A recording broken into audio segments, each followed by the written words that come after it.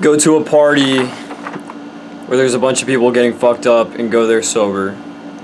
That's my challenge for y'all. So today's video, I wanted to talk about that. Recently, if you check my shorts, I went to a couple parties sober, without drinking anything, and it has to be a party that has that kind of stuff. This is basically a challenge. If you're already really far on this kind of thing, it's not really much of a challenge. But if you're used to drinking and smoking a lot and partying quite a bit, basically this will be a challenge where, you go there, you don't drink, no alcohol, no cigarettes, no vapes, no marijuana, nothing like that. No drugs, no alcohol. So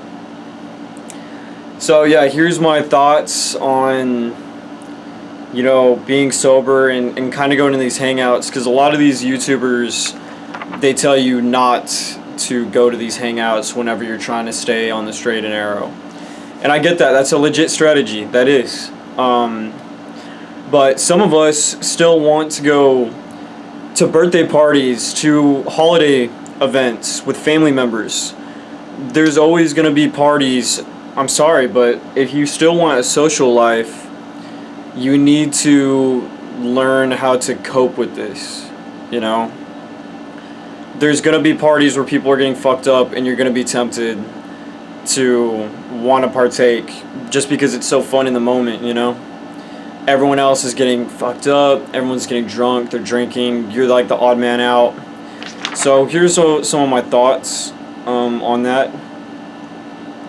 So whenever you go there and you're completely sober, you're going to notice something strange. It's almost like you're disconnected from the party, like you're a spectator. And it's like you're in a hurricane. So, for example, when people are like yelling, screaming, going crazy, doing some stupid stuff, like tussling around, taking shots, yelling. It's kind of like you're there in the background. It's almost like you're invisible. It's so strange because you're not on the same frequency as them. You really do feel like you're invisible. And some people will notice here now and then, they'll be like, "Oh, you good? Do you want something to drink?" But it really, you become like a really good observer, Like, for example, you'll notice how loud people get, how much they yell, how crazy that they get. I mean, still you notice this stuff when you're drinking too, but it's not as noticeable. It's way more heightened. Your senses are going to be heightened really high. You're going to notice things that you didn't notice before. And yeah, it feels like there's a whirlwind around you, like a storm. And for example, I've been to some big parties sober, and the people's faces are like red and stuff, and it's like stupid shit going on. And also you'll kind of feel uncomfortable. You'll kind of feel a little strange being there. It's really hard to explain. It really is. That's why I want y'all to take this challenge, because you'll know exactly what I'm talking about once you get there. You'll kind of feel like, damn, I'm the only one here sober. Like, everyone's just on a whole different level than me. You'll kind of go outside. You'll have some really good talks, of course, I think some of the people there at the party will admire you, and some of them will actually kind of secretly hate you. They'll think like, oh, it's not that they'll hate you, but it's like that human envy, like, oh, he thinks he's better than us. You'll notice that, okay, when you go on your sober mission, you'll notice friendships kind of fall apart too. That's another thing. Every time I went on one of my sober streaks, there was certain friendships that just kind of fizzled out. I would stop hanging out with them, And I mean, it just goes back to like, I was just hanging out with them because they were like a drinking buddy or like a smoking buddy, something like that. And you'll kind of know who your real friends are after you give up those vices. The real friends will still hang out with you regardless if you drink, if you smoke, if you vape. You know, I don't think anyone's really going to judge you for quitting vaping or smoking cigarettes. I've never had that kind of pushback, but when it comes to alcohol and weed, that's the bad one, especially weed. People will look at you like you're crazy. Like what do you mean? You know, you don't get drug tested? That's the only satisfying answer for weed. It's like, oh, sorry, bro, I'm on probation. You're like, oh, bro, I get it. But if it's just for self-improvement, they'll look at you kind of weird, like, bro, what? You know?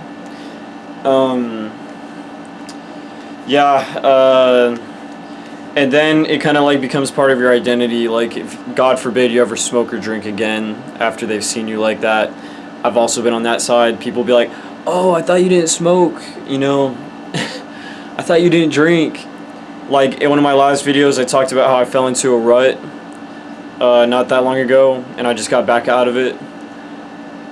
Yeah, I had that, like, a lot, like, bro, I thought you didn't drink, you know? And then afterwards, of course, and it's weird because they'll kind of, like, just not bring it up again, but the people, every time they're like, oh, shit, you smoking, dude? Oh, fuck, this must be something crazy important.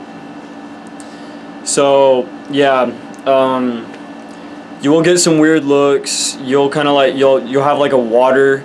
And just do it because it's like weird, because like the stuff would get like put in your face. Like they'll be like, hey bro, here you go. Like, oh, you sure you don't want some?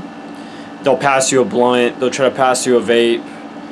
And, you know, good on them or whatever, you know, sharing is caring. But yeah, when you're like, oh nah, I'm good, bro. You're like, okay, all right. No one's gonna talk shit directly to your face about not doing it, because it's like kind of like, oh no, fuck you, like fuck you for fucking trying to fix your life. No one's gonna say that directly to your face, but you'll notice people treat you different. Like, you won't get like invited out as often. You'll kind of like you'll just feel it, you know, whenever you're in that loop of like smoking, drinking with your buddies. Trust me, like, you feel like you get invited out a lot more. You get to go to the bar a lot more. You go to more like house parties and stuff. And oh yeah, try this at the club too, or the bar. That's even weirder. Yeah, it's really strange because everyone's getting like shit faced, and like strangers will kind of give you an even stranger look, like, what the fuck do you mean you don't want a beer? Nah, bro, I'll take a Diet Coke. Don't say that. Just, I mean, unless you really like Diet Coke, you know. By the way, I'm drinking coffee. That's the one thing I still give myself whenever I'm like completely sober was, you know, coffee. Like, I ain't gonna lie, you know, I don't want to give up coffee. I drink it all the time. I drink it every day. I love I like tea, coffee, caffeine in general. It's just, I get a lot of work done whenever I drink coffee, and yeah, I just don't want to give it up. Okay, because it's a pretty, I mean, it's not holding me back or nothing. Okay, some more things I had written down here. It gives you a whole new perspective. Yeah, you're gonna have a whole new perspective. You're gonna, when you walk out of that party by the end of the night, you're gonna be like, damn, bro, like, I ain't never seen it like that. And it makes you think really hard. It's like, what the, I ain't never seen people like that, you know? Because yeah, you're always drinking with them. You know, you're in the mix. You're in the game. Once you're out of you're playing spectator. It's like you join an online game and you're spectating. you can see everyone's movements, everyone's actions, everyone's like whatever, you know. One of the things that was really hard at the party was not to vape. That was always my biggest problem. Is I would, you know, fuck it, I'll just hit the vape. You know, it ain't gonna hurt. But that was the problem. I would fall back into that rabbit hole of like hitting vapes at every party or every hangout. I'd be like, bro, just pass it over. Fuck it. That was something that I've always struggled with. Nicotine. I always had a big problem with nicotine because I felt like it kind of goes hand in hand with caffeine. So like, for example, the coffee, you know, there's no other feeling in the world like having a smoke in the morning with some coffee. Like, let's be real, that's an indescribable feeling. Very relaxing, very definitely one of the most zen moments that you could have. Not gonna lie. Or having a smoke, having like a very like, you know, at these parties and stuff, you'll be outside talking, like, you know, the outside part, you know, having the real talk, and you just be like, man, pass me one of the, just give me a cigarette, just pass it over. You know, and it feels, because you're smoking with them, and you feel like you're kind of like in a black and white film. You're like, tell me about the controversy, bro. These streets, they never change, you know. At least that's how I always felt. I always felt like I was in a movie when I would have a cigarette. Every time I felt like I was having like a little moment. You know, look at me reminiscing. See, I told you, I'm bad with nicotine. Bad.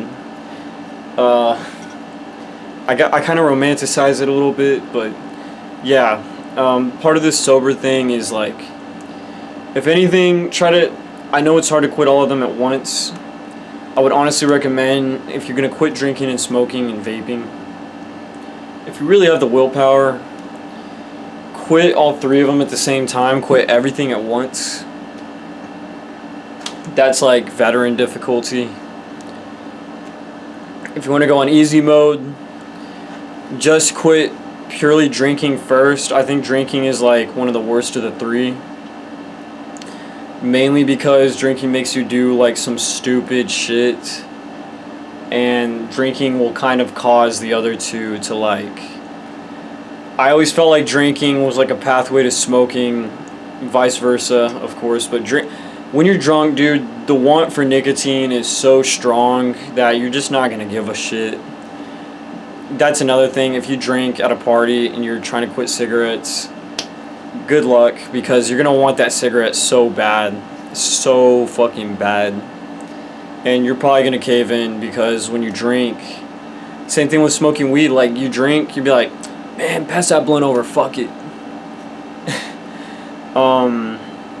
I've been in that situation so many times. I've relapsed so many times just from drinking beer.